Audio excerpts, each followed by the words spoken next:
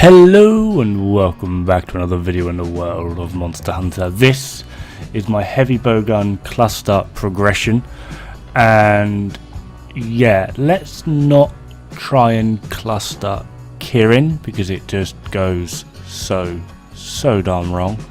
So this is just done as a little bit of a flashback to those that were there at the time Kirin one-shot an entire team. I'm not sure if people even know what I'm on about. So, clustering. It has fast become one of the quickest and easiest ways to group spam or speedrun or harmony or whatever you want to call it. Some serious monsters or not serious monsters, doesn't really matter. It's just a very quick and easy way to progress through the game, and it doesn't really take a lot. It's more micromanaging rather than skill. So I've put together some of the cluster builds that I use to progress through the game, and a lot of these will be twitchy to do at best, particularly the Endgame cluster build. At the moment it is a serious hardcore piece of work. So let's have a look at the very first cluster build. The weapon I'm going to be using is the Behemoth 2, not the Dark Devourer, simply because you come across this weapon first. Rathalos Helm Beta with an attack decoration, Death Stench Muscle Alpha with Fortify and free element and ammo up. Ingot Van Braces Beta because of the health boost 2, Dodo Gamma Coil Beta because of Artillery 2, and Basil Greaves Beta because of Bombardier. We're also going to be using the Awakening Charm. The idea behind this is simply put the monster to sleep, place some bombs down, hence Bombardier, and we're going to then cluster like crazy. Artillery will help get a little bit of damage out of your sticky bombs, but generally speaking it's very hard to cluster with this build simply because you don't have at this point spare shot. So the maximum clusters you can take, which will be 3 level 2s which you need to use straight away, and then after that level 3s, and you can basically craft a grand total of 13 level 3s. That's a grand total of 16 bombs, and from there you basically need to pray. Now for the second build, this is basically after you have done a fair few Elder Dragons. There's no sort of real middle ground for farming Elder Dragons, so you just sort of kind of got to make this up as you go. Again, Behemoth 2, if you have Dark Devourer by this point, use Dark Devourer, it does a lot more damage. Kulve Taros Fury Alpha. For the ammo up and Agitator, Doba Male Beta for attack boost 2. Hopefully by this point you have a release decoration. That is going to be absolutely crucial. Valhazak Braces Beta for the peak performance. Kulve Taros Malice Beta again for the free element ammo up, and then Kulve Taros Wrath Beta boots for one more level of peak performance. We also have an attack decoration in there and a challenger charm, basically meaning the more angry a monster gets, the more damage you do. Now the next build is a little bit of a side grade as well as a bit of an upgrade. You're basically dropping a little bit of damage, and depending on how you've mixed this around, basically the first build, the previous build I've just shown you, possibly could be better, maybe mixing in some of those pieces of armor, but this next one is after you have done Xeno Jiva, and we're basically going to be using Kulve Taros Fury Alpha again for the ammo up as well as Agitator, Doba Male Beta for the attack boost, and then 3-piece Xeno for gloves, waist and boots. We're not using these for their inherent skills on the armor itself. We're using these because it gives spare shot, which will help increase your DPS. As we can see here, it has dropped your EFR from 250 down to 240, but the overall effect will be greater simply because you are able to fire more clusters, which is helpful. This next one is a build that I was running for a very long time. I still on occasion do use this against monsters that I know are going to hit quite a bit harder, simply because I have the increased health.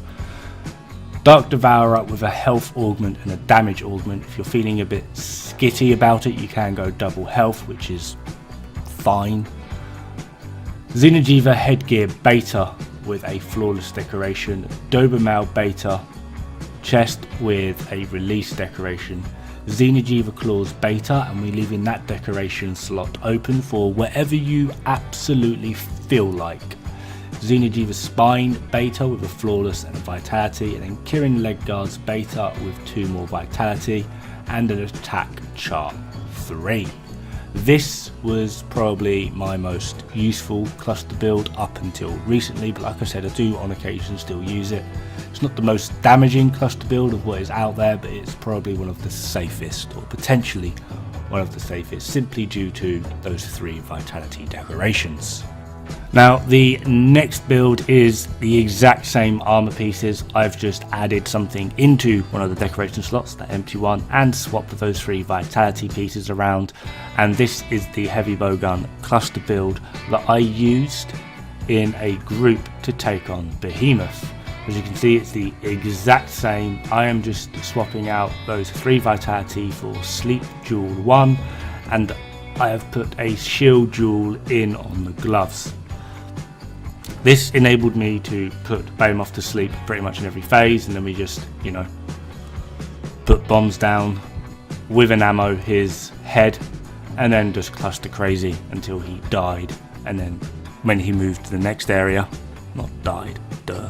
When he moved to the next area, we basically just put him to sleep again and rinsed and repeat until, you know, well, hey, easy Behemoth. So I've put this in there in the hopes that maybe people that are going into Behemoth, this potentially could help them out. It's a pretty cheap and cheerful set to make, a little bit heavy on the flawless decoration side, but other than that you shouldn't really have too much trouble trying to make this build up. And potentially if you can get 4 people to, well, 3 other people to help you out, and you just do this, it should be a relatively easy fight. So I'm hoping it helps you guys out. Now there is no real way to actually progress your cluster build until you actually get a serious amount of attack decos. So with the previous build I just stated, with the Heavy Bowgun for Behemoth, if you're wanting to progress your Heavy Bowgun a bit further, basically remove those 3 sleep and add in 2 more attack and 1 artillery. That will give you attack boost +5 and artillery +1. Also remove the Shield Jewel 2 and add a Challenger. That will give you just that extra little bit of damage that you need when a monster gets angry, and hopefully you can do some damage and trip it or KO it or something. Now that is basically it until you hit Endgame, which is when you get this thing. And this at the moment is broken. It does so much damage. It is the build I'm using in this video, and the end result is a dead monster. Always a dead monster. So Dark Devourer with a health and a damage augment. If you like using your vitality booster ground thingy, you can go for 2 damage. If you're not, you can go for 2 health. I like using just a health and a damage. I find it to be more than enough, but you know, that's just me. Xeno'jiiva Headgear Gamma with a Challenger and 2 attack decorations. Empress Male Beta with 3 attack decorations. Xeno'jiiva Claws Gamma with 2 Challenger and an attack decoration. Xeno'jiiva Spine Gamma with a release and an attack decoration. And then Kul'Taroth's Wrath Gamma with flawless and an artillery. Rounding it all off, we have an Awakening Charm 2.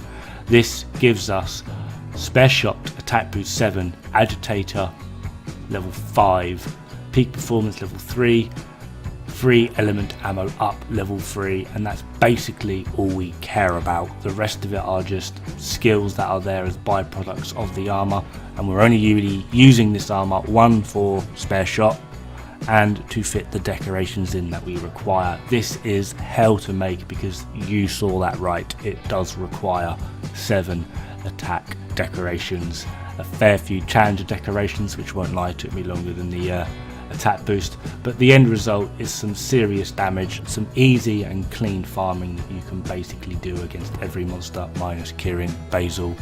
Luna's a bit of a nightmare and Teostra's just a pain in the butt. Don't know what it is, but every time I go to fire a cluster bomb, Teo just turns around and waves his tail at me and I just cluster myself and maybe one will hit him if I'm lucky. But you know, that's the aim of the game. Pretty much everything else is clusterable apart from the aforementioned. And that is me. If you like my content, please do click subscribe. It is free, it really helps me out. If not, like, maybe comment, tell me how bad I am.